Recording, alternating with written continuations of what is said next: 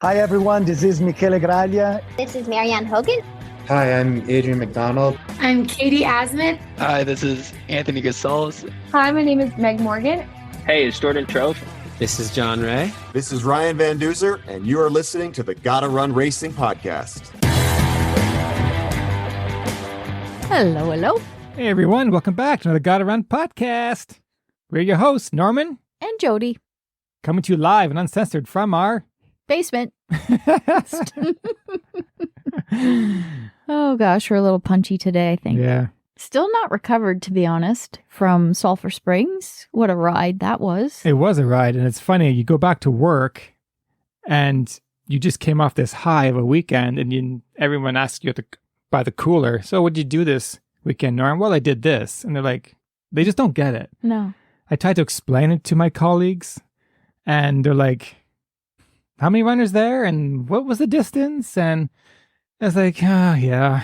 It's so funny how that is, that separate lives. Two separate lives. And then that's the reason why we keep trying to get back to a race, because that is your people. That's right.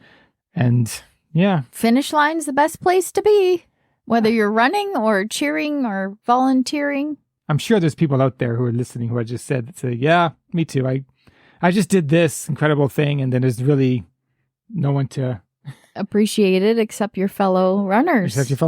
Yeah. Yeah. Interesting. Yeah, it is. But we're looking forward to the next one. That's right, because we're going to be off to meet the Minotaur. Yeah, sky race. First time at a sky race. Yeah, I've never been to a sky race. Excited to see what that's all about. That's coming up in a couple of weeks.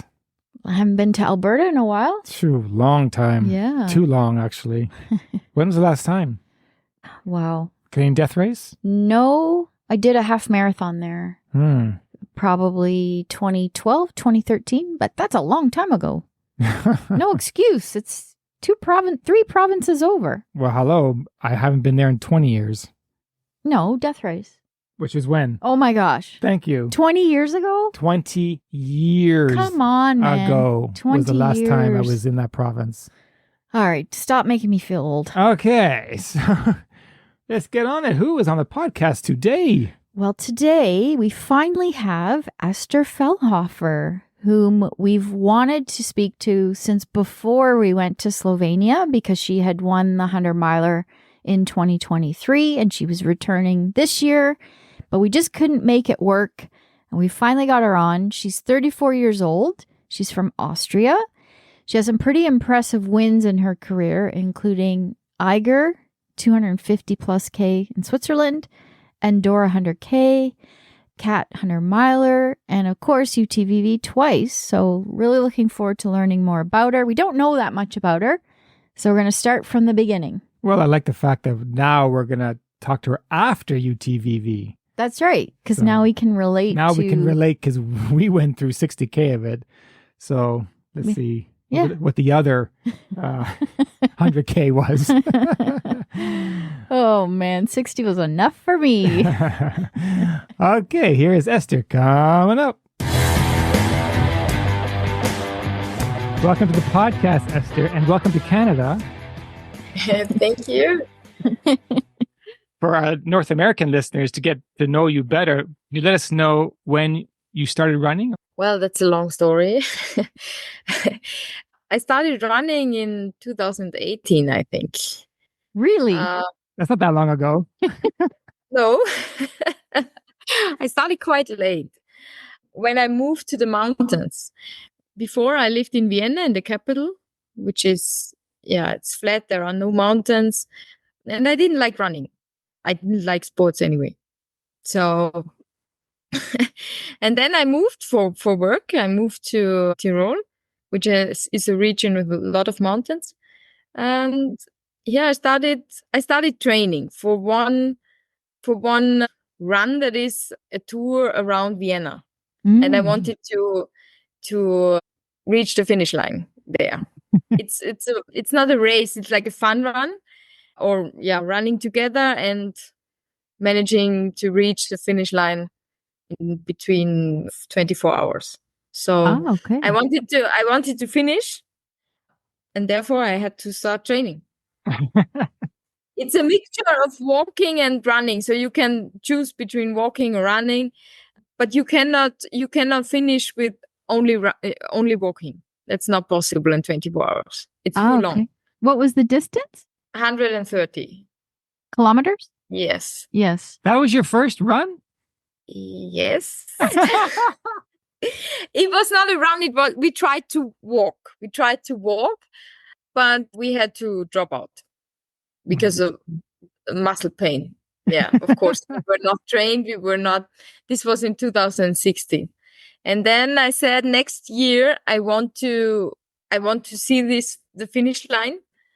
I have to start training. And I started with strength training, and I went to the gym. Yeah, and then I finished with a lot of walking and some K running, but I finished. Wow. With a lot of pain. Yeah. Yeah, I didn't want to stop training. I didn't want to stop. I started running. And then when I moved to the mountains, there were no flat running areas where I could run flat. So I had to start trail running. Very good. What was your first ultra race? When was that? And how'd that go? In 2019, I registered just for fun. I said, I did some half marathon and marathon on the street in 2018. And then I said, well, the street is boring. For me, it's not. I don't like it, running on the street. So I started running up the mountains, and the downhill I prefer the downhill. I really love the downhill. So I just registered for a race, just for fun, to see how it goes. If I like competing, if I like racing, I didn't know. Right. So how did it go? Well, I won the race, so it did go very good. You won the race. Yeah. So, and then I thought I may have some talent for trail running, so I should continue. And then the fire was on. It's a good way of putting it. Yeah. So then there was next one, and then yeah. And since you represented your country of Austria many times, including very recently at the European Off-Road Championships, how was that experience? What is it like to wear that jersey? It's a great honor for me to wear this jersey. But I also know that I'm not competing for medals. Mm-hmm. I know that the top of the world is still 1 hour faster than me. So I know that. So I'm in the middle. I'm not the slowest and also not the fastest. I'm in the middle. Right. So it's an honor, and I like it, and I have fun with my team. But yeah, it's a good training for me. Mm-hmm. And I try to give my best and have fun. Amazing. You've certainly accomplished a lot in 5 years of racing. And obviously, we want to talk about Ultra Trail Vipava Valley. But before we do, there were a couple of races on your resume that we haven't actually chatted about with anyone yet on our podcast. And one was Eiger Ultra Trail, 250 plus kilometers in Switzerland, which you won in 2022 in just under 56 hours. So can you tell us a bit about this race? Because it sounds like a beast. Well, you do this race together with two people or a team of 3 people. Mm-hmm. So you're never alone. We decided to be a team of 3 people. Okay. I went there with 2 friends. Yeah, it was like an adventure. It was like an adventure for us. We wanted to start together and to finish together. Mm-hmm. That was the target, and we reached it. You sure did. Yeah. It went really, really well through the whole journey. It was a long trip, 2 nights, 2 days, with a lot of heat. Mm. It was about 33 degrees, I think. Yeah, during the day, and there was a long part without water. That was a tough part, but we enjoyed it. We really enjoyed it. Yeah. And you're still friends with those two people? Yes. Yes, we still are. Because most times you get a divorce. Yes. There was no couple, so no, we didn't talk a lot, to be honest. We didn't talk a lot. We were so focused on the trail, on especially the second day and the second night when you are already tired, and then you have to focus on the trail, not to do a wrong step. So we couldn't talk that much. No, I can imagine. At the beginning, yes. Yeah. At the beginning, yes, and we took a lot of pictures. But at the end, there are no pictures. So in the beginning, you were tourists, and in the end, you were racers. Yeah. And 20,000 meters of climbing, which is beyond anything we have in Canada. I can't even imagine. Was it super technical in spots? It was, in some parts, yes, it was. But it wasn't 20,000. It was 15,000. Oh, only 5,000. Yeah. Only 15. So That's just one mountain less. yeah. Some parts were really technical, yes. But I like the technical parts. Do you? I don't like this runnable sections. Yes, Oh. I really liked it. Okay, so for someone who I also like downhill, but I don't like technical downhill, can you give me a tip? Because I want to get better at it. That's really difficult because I don't think about it. I just run. I don't know how. I just run. So it's really difficult for me to give a tip. I look at the rocks and all I think is my ankle's going to turn. That's all I think. Ankle. Going to break my ankle. I have to get that, that out of my head because it's constantly. Yeah. Should not be scared or afraid of it. Yeah. You should be just confident. stop thinking and go for it. Yeah. Because you have no choice in Europe. The downhills are always rocky. Always. Most of them. Most of them. Yeah. Yeah. Interesting. Was that your longest time on foot? Yes, it was. But I want to go for more. Ooh. Yeah. Yes, I want to. Maybe next year or 26. I don't know. But and by yourself? Maybe in a team of maybe 2 people, but not 3. Okay. 3, I think it's too much. Yeah. What about Tour de Géant? Maybe this one. Wow.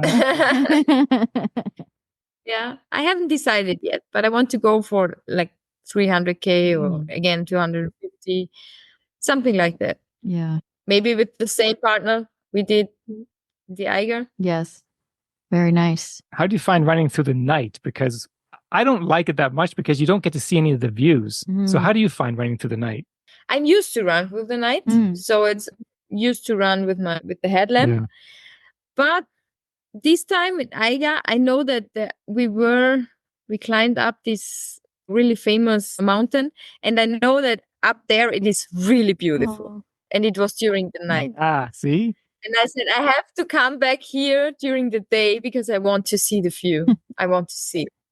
I knew that it was really, really beautiful up there. Yeah, but you could have just stayed for the sunrise. There you go. You could have stayed for the sunrise and still win. You still had time. Have a break, like 4 hours break, and have a rest. Why not? Why not? No, we didn't want to lose time. Too focused. Yeah. Then we were second place, and then we were too ambitious. Okay. Did you sleep at all? No, we didn't. Okay. Now we know that the medal from this race is special because it's some limestone from the actual mountain.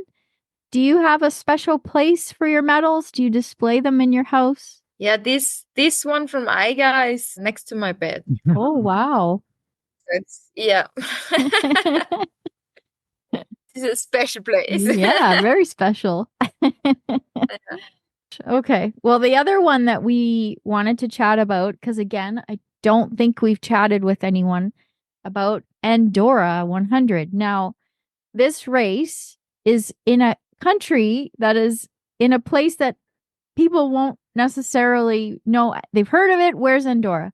It's between Spain and France. It's 468 square kilometers, which if you compare it to our biggest city in Canada, which is Toronto, it's smaller in square kilometers than our biggest city, which is mind-blowing. Because to us, like Slovenia was such a small place, but it felt very big. And everyone we talked about with Slovenia, they're like, where is that? Where is that? They always thought we were going to Slovakia. No, Slovenia. But with Andorra, wow. You can't even find it on the map. You have to zoom in on Google. Yeah. It's really small, yeah. And I think I saw nearly the whole country with one race. Exactly. I think that the course did almost around the perimeter of the country, which is fabulous. You touch every corner. So what made you choose this race? It was the profile, the length and the profile of the course. It's always very important for me that there are steep parts, technical parts, and in Andorra you have a lot of elevation. Mm-hmm. Right. In relation to distance, because it's 100k or 105, I think, but you have 7,000 of elevation. Right. 7,000 meters. Right. So this is a lot for 105k. Yes, it is. Definitely. That's true. Yeah. So I knew that this is steep and then there are also technical downhills. So that's why I chose this. This one. It was a good one. It was a good one. Another good one. It was a good one, yes. Yeah, because you broke the record there, just over 17 hours. Wow. Describe any of the highlights you have for that race. Visually, whether it's visually or things you experience. Yeah, really just sell this race to us. Well, my personal highlights are always sunrise and the sunset. Yes. If it's not raining, but yeah. These are special moments. Then when you can put off your headlamp, and also the finish line moment. Okay, that of course this is the best moment of the whole race, but also the start line moment. Yeah, of course. It's something special. Were you leading the entire time, Esther? I think in the first no, I was not in the first uphill. I think I was third. Okay. Second and then third, yes, but I'm not strong in the uphill. I get them in the downhill afterwards. And in terms of position, would you rather chase or be chased? Depends. To chase. But once you're in front, then what do you do? Oh, well, then there is no option. Then I am the one being chased, but this makes a lot of pressure to me. So to be chased, and to chase, it's like, well, I try to catch them, but how satisfying is it when you get passed on the uphill to then pass that person on the downhill? That's a good feeling. If you're picking up what we're laying down, listen up. The trails at Earl Rowe Provincial Park in Alliston have been a well-kept secret until now. We've crafted a scenic 12K loop for our Rainbow Trail Run, featuring mostly double-track trail that will show off all of the best views this park has to offer. Join us this August for 1, 2, 4, 8, or 14 loops. We'll leave the math up to you. Registration is now open. For more info, go to GottaRunRacing.com. Anyways, back to the show. Because in the uphill, you don't lose that much time when somebody passes you. But in downhill, you can really go very, very fast, and you can pass them, and the gap gets bigger. Right. Then in the uphill, there's some meters, some seconds, or maybe some minutes. But in the downhill, you can close a gap of 10 minutes also if you're really fast. So Exactly. So are you making an effort now to improve your uphills? Because if you could combine the two, Right. oh boy, watch out. I'm working on it. I'm really working on it. But it's so difficult for me. I don't know. Uphill is so difficult. Yeah. Yes, it is. Especially for us, because we have no hills. We have no mountains here. Not you where don't we have- are. In Canada, yes, but not in Ontario. Yeah. Yeah. Are you still in the same region, Tyrol? No, I moved this year, beginning of this year, to another region, which I like better. I moved for work. I moved also for work, but the mountains, I like the mountains here. Yeah. Yes, of course. Very good. We've actually raced in Austria. We did Mozart. Oh, Yes. Well, last year? Or when did 2019. 2019. Mhm. It was this weekend. Yes. Yes. No. Last That's right. weekend. Yeah. But the weather was so bad. Oh, It really? was raining 15 hours without stop. Oh God. Terrible. And it was so cold. Cold? Yes. Oh, When no. we did it, it was a heat wave. Yeah, it was very hot when we did it. Very hot. When we did it. Yeah, that's different every year. Okay, let's talk UTVV. Ultra Trail Vipava Valley. You Yeah. defended your title, 100 miles. Congratulations. We know 60K of that course. We did 60K of it. And I don't know if you remember, but we actually ran beside you and we were cheering you on. Do you remember us yelling at you? No. We're going, go, Esther, go. Yeah, we ran with you for 30 seconds. By a vineyard. Where? It's at around the 10K mark. You go past the church at the top of the hill. People were ringing the bell. You go through a meadow. You come to the street, and there's a vineyard right there. And we were standing with music on the side of the street. Esther! Oh, really? I didn't see you. I said, Esther, you're my hero. You did. I remember that. After 10K of our course. So on Friday evening. Yes, we were there. Up there where the first aid station was. You got to go up and then you're going out of the town. And then you go down. And you go down Yeah. out of the town. Yeah. Yeah. Doesn't matter. We saw you. Great. What actually brought you to Slovenia to UTVV in the first place? What attracted you to that one? It was, to be honest, it was my DNF in Istria, in Croatia. I had a DNF 3 weeks before UTVV. It was same distance, same elevation. I couldn't finish. So I looked for a similar race and I found UTVV. That was the reason.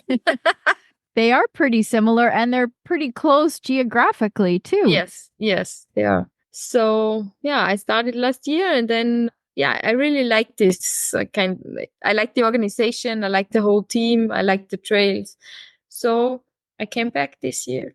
Yeah. We were very pleased with the organization and the course, the views. It's stunning, absolutely stunning. But we didn't enjoy the view at the top of Mount Nanos because we didn't have one.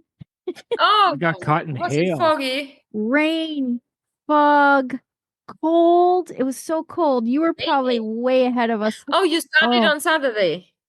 Yes. Okay, yeah, Saturday morning it was raining. Or Saturday. Afternoon. Yeah. How was Mount Nanos for you? It was during the night. Was it the night? It was during the night. during the night. Okay, good. So you had no views too. I had no views. And we had snow. Well, you also had snow up there. And we got lost. Oh no. Yes. The whole Really? leaderboard. Yes. Oh, wow. Really? Yeah. For how long? You mean the time or distance? Whichever. I think it was 15 minutes. Wow.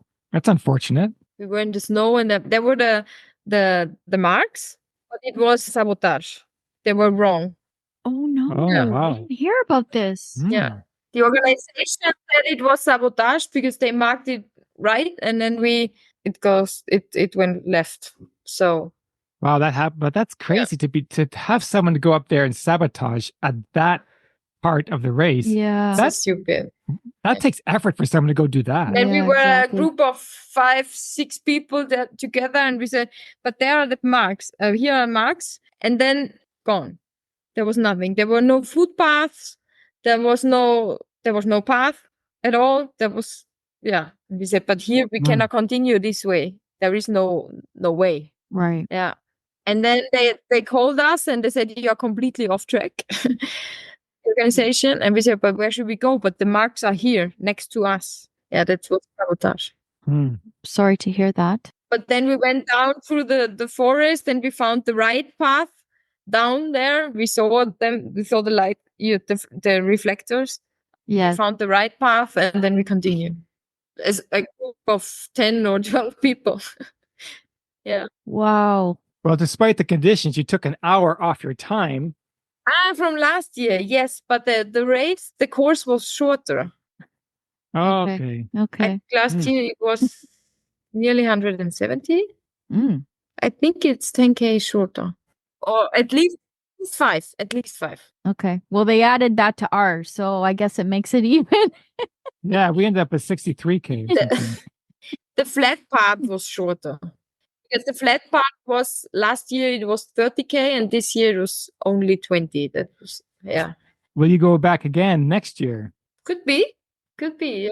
Well, I'd like to go to Andorra, so I think we're gonna maybe skip Slovenia and we'll go to Andorra. So we'll be Good idea. messaging you for some tips. Good idea. Yeah. It's so beautiful. There's just mountains. It just goes up and down. There is no flat. There is a small town and then mountains. To the left, to the right, in front, behind you. Wow. So why do you want to go there?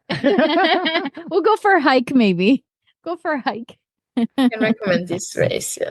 Now, Eiger, Andorra, and UTVV all gave you tickets to Western states. Did you put your name into the Western States lottery? No. No? No. You're not interested in any North American races? Not really. I don't know why. There are so many races I would like to go before going to the US, which I prefer more. But I don't know why. I'm sure it's beautiful. Because I'd love to see what you could do at Hard Rock. Oh, yes. Hard Rock. Yeah. That's a race for you. Why? Hard Rock is comparable to UTMB. Oh my God. Elevation. But Elevation. yeah, but the UTMB is very runnable. It's not technical, it's runnable. They say Hard Rock is more difficult. More technical, for sure. Okay. Yes. Yeah. Okay. Yes. Yep. You're going to Hard Rock, whether you like it or not. Maybe I should go. Yeah, maybe Western is not, it's runnable, so you wouldn't enjoy it as much, but Hard Rock definitely, because you're already at elevation when you start, And you go higher. and then you keep going higher. So what's the highest point? I think it's 14,000 feet, which is, For 4,500 meters. yep. Your name is there. Wow. Is there also a lottery? Yes, there is a lottery to get in. And it's even less people than Western, so it's tough to get in. Very tough. So you need to start putting your name in now. Okay, so I know what to do after the podcast. Yes. Yes, exactly. So what is next for you then? Next race will be the Zugspitz Ultra Trail in Germany. Okay. And then my highlight of the season, Prestonica Trail in Corsica. In Corsica. Ooh. You know, you do have great races there. Corsica is very technical also and very steep. That's what I like. Okay. Yeah. What's the elevation of that one? It's 8,000. Ooh, wow. Over how many kilometers? 105. So that's really Okay. steep. Yes. How did you find Madeira? Did you find that technical? Not that technical. There were a lot of stairs. Mm. A lot of stairs. Okay. All the trail stairs. I remember. Yes. It's not that technical. Yeah. But it was raining a lot during the night. Oh, that was tough. So what do you do when you're not running, Esther? I have to work. And what do you do for work? Quality manager in a dairy company. Oh, okay. Do you train before work or after Both. work? before and after, and long runs on the weekend. Does your fellow colleagues at work know what you do and who you are in the ultra community? They know. They know. Do they understand? They know. They know? Yes, they know. I also have some colleagues also in ultra running, so they know what it means. And yeah. And when you were growing up, you didn't do any sports or any athletic? Like your family didn't always take you to the mountains to go hiking? Really? No, maybe once a year, but that's, yeah. Wow. Because every European we know, that's what they grew up on. They grew up on being outside and climbing and doing sports. So it's amazing what you've achieved. I was wondering, when you got lost there in UTVV, was Anze Sobakan with you in that group? Yes, he was. He catched us. He called us after some time. He was behind me. And then when we were looking for the right path, then he came from behind. Because we chatted with him before UTVV. I don't know if you know about that. We did have him on our podcast. And he mentioned you to say, she's the one to watch. She's the one to watch. He was right. Yeah, we were a long time together. And then he passed me, and then could see him again. Well, I'm so glad to chat with you. And I'm sorry that it took so long, but I'm glad that it's worked out. And we're definitely going to keep our eye on you. And as soon as I get off the podcast here, I'm going to look up a good video for Hard Rock to send you. So I think that would be an amazing event for you. Definitely. I would love to see what you could do here in North America. Yeah. So before we let you go, we like to ask some fun questions just at the end for a little, we call it rapid fire. Okay. Okay. All right. Would you rather be a professional writer, musician, or painter? Musician. Okay. Rock style. What kind of music do you like? What do you listen to? I listen to everything. It's a mixture of everything. Oh, nice. Do you listen to me when you run? Do you listen to music? Yes, always. Always. Okay. Do you have any tattoos? Nope. No tattoos. No. Okay. Here's one specifically for Austrians. If you had to choose, would you go for strudel, Linzer tort, or Sacher tort? And I know I'm probably not saying it right. Whoa, that's difficult. It's all good. Linzer tort. Linzer? All right. You're running on the trail and you stub your toe. What word do you swear? What's your curse word in German? Scheiße. Oh, I like that. Scheiße. That's good. I love it. Oh, we're going to use that one now. Scheiße. Scheiße. That has some good thing to it. Scheiße. Okay. If you could travel back in time, what period would you go to and why? You mean back longer? As far as you want. Yeah. Oh. Never thought about that. Something to think about on your next run. Yeah. I have time. So well, maybe in 1500. Oh. Yeah. And just to see how people lived 500 years ago. So no. Yeah. No special reason. He's pretty crazy. Yeah. Honestly, Anze, he said the same thing. Did he? That was his answer. He wanted to go back to his time, his country, and 500 years ago. Oh, yeah. Makes sense. Yeah. There you go. Okay. Last question. Pick a superpower that you'd like to have. See, these questions are not all about running. You thought this was a running podcast. A superpower. First, I thought about flying, beam myself to another location. Yeah. Transport. Teleport. Yeah. Teleport. Yes. That's a popular one. This would be great. From the start to the finish, like that. Oh, like this.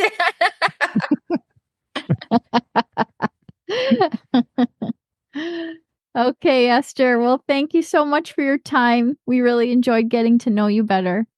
Thank you for the invitation. I hope you enjoyed our show, our podcast.